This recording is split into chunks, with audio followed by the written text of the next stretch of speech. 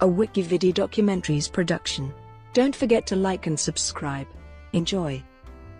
Miracle on Ice.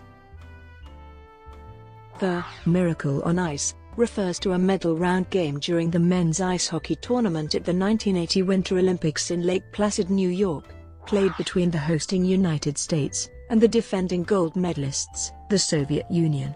The Soviet Union had won the gold medal in 5 of the 6 previous Winter Olympic Games, and were the favorites to win once more in Lake Placid. The team consisted primarily of professional players with significant experience in international play. By contrast, the United States team, led by head coach Herb Brooks, consisted exclusively of amateur players, and was the youngest team in the tournament and in U.S. national team history. In the group stage, both the Soviet and U.S. teams were undefeated. The U.S. achieved several notable results, including a 2-2 draw against Sweden, and a 7-3 upset victory over second-place favorites Czechoslovakia. For the first game in the medal round, the United States played the Soviets, finishing the first period tied at 2-2, and the Soviets leading 3-2 following the second. The U.S. team scored 2 more goals to take their first lead during the third and final period, winning the game 4-3 in a major upset against the Cold War rival. Following the game, the U.S. went on to clinch the gold medal by beating Finland in their final match of the tournament. Likewise, the Soviet Union took the silver medal by beating Sweden. The victory became one of the most iconic moments of the Games and in U.S. sports. Equally well known was the television call of the final seconds of the game by Al Michaels for ABC, in which he famously declared in the final seconds, "Do you believe in miracles?" Yes. In 1999, Sports Illustrated named the Miracle on Ice the top sports moment of the 20th century. As part of its centennial celebration in 2008, the International Ice Hockey Federation named the Miracle on Ice as the best international ice hockey story of the past 100 years. The Soviet and American teams. The Soviet Union entered the Lake Placid Games as the heavy favorite, having won the previous 4 ice hockey gold medals dating back to the 1964 Games. In the 4 Olympics following their 1960 bronze medal finish with 2 losses and 1 tie at Squaw Valley, Soviet teams had gone 27-1-1 and outscored their opponents 175-44.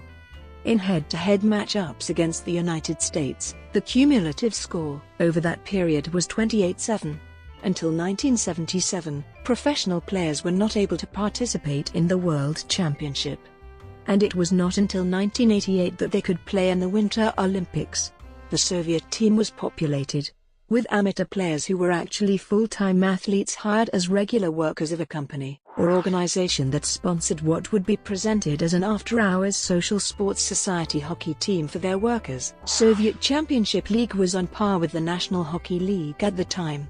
Soviets were led by legendary players in world ice hockey, such as Boris Mikhailov, Vladislav Treshuk, the speedy and skilled Valery Kharlamov, as well as talented, young, and dynamic players such as defenseman Vyacheslav Fetisov and forwards Vladimir Krutov and Sergei Makarov. From that team, Treshuk, Kharlamov, Makarov, and Fetisov would eventually be enshrined in the Hockey Hall of Fame. Many of the Soviet players had gained attention in the Summit Series 8 years before and, in contrast to the American players, were de facto seasoned professionals with long histories of international play. U.S. head coach Herb Brooks had tryouts in Colorado Springs in the summer of 1979. Of the 20 players who eventually made the final Olympic roster, Buzz Schneider was the only one returning from the 1976 Olympic team. 9 players had played under Brooks at the University of Minnesota, which included Rob McClanahan, Mike Ramsey, and Phil Vercoter, while 4 more were from Boston University: Dave Silk, Jack O'Callaghan, goalie Jim Craig, and team captain Mike Eruzione.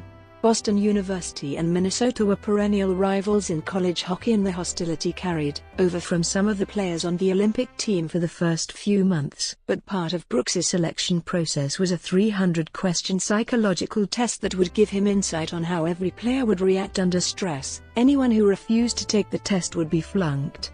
Brooks had to select from 68 players who started the tryout.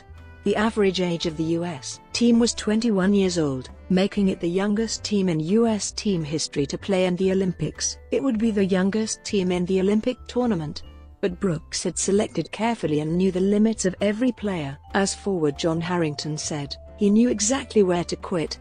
He'd push you right to the limit where you were ready to say, "I've had it. I'm throwing it in," and then he'd back off. Brooks continued the organization by campaigning for the players' selection of Eruzione as the captain, and Craig had been the goalie for him in the 1979 World Championship tournament. Assistant coach Craig Patrick had played with Brooks on the 1967 U.S. national team. The Soviet and American teams were natural rivals due to the decades-old Cold War. In addition, President Jimmy Carter was at the time considering a U.S. boycott of the 1980 Summer Olympics, to be held in Moscow, in protest of the December 1979 Soviet invasion of Afghanistan. On February 9, the same day the American and Soviet teams met in an exhibition game in New York City, U.S. Secretary of State Cyrus Vance denounced the impending Moscow Games. At a meeting of the International Olympic Committee, President Carter eventually decided in favor of the boycott. Exhibitions. In exhibitions that year, Soviet club teams went 5-3-1 against National Hockey League teams, and a year earlier, the Soviet national team had routed the NHL All-Stars 6-0 to win the Challenge Cup. In 1979-80, virtually all the top North American players were Canadians, although the number of US-born professional players had been on the rise throughout the 1970s. The 1980 U.S. Olympic team featured several young players who were regarded as highly promising, and some had signed contracts to play in the NHL immediately after the tournament. In September 1979, before the Olympics, the American team started exhibition play. They played a total of 61 games in 5 months against teams from Europe and America. Through these games, Herbert Brooks instilled a European style of play in the American team, emphasizing wide-open play with sufficient body contact. He believed it would be the only way for the Americans to compete with the Soviets. From the start of the exhibitions, he conducted the team through skating wind sprints consisting of end line to blue line and back, then end line to red line and back, then end line to far blue line and back, and finally end line all the way down and back. Some of the players took to calling these Herbies. On September 17, 1979, the team played to a 3-3 tie in Norway. Brooks had them skate Herbies after the game, and after a while, the lights were turned off by custodians, and the practice continued in the dark. Near the end of the exhibition season, although he had supported them throughout, Brooks threatened, because of subpar play, to cut Eruzione and replace Craig as the starting goalie with Steve Janicek. In the last exhibition game against the Soviets at Madison Square Garden on February 9, 1980, the Soviets crushed the Americans 10-3. Soviet head coach Viktor Tikhonov later said that this victory turned out to be a very big problem, by causing the Soviets to underestimate the American team. The game was also costly for the Americans off ice, as defenseman Jack O'Callahan pulled a ligament in his knee. However, Brooks kept O'Callahan on the roster, which meant virtually playing with only 19 players throughout the tournament. O'Callahan would eventually return for the game against the Soviets, playing limited minutes. Olympic group play. In Olympic group play, the Americans surprised many observers with their physical, cohesive play.